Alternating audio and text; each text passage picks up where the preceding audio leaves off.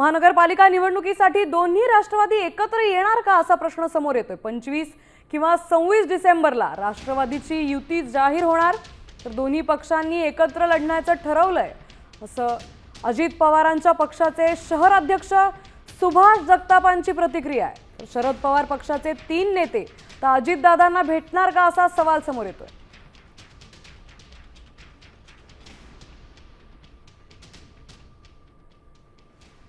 रात्री दोन्ही गटाचे आमचे राष्ट्रवादी काँग्रेस पक्षाचे एकत्र बसलो होतो आम्ही आणि त्याच्यामध्ये समंजसपणाने एकमेकांच्या मदतीने दोघांनी एकत्र लढायचं इथपर्यंत आमची रात्री चर्चा झालेली आहे।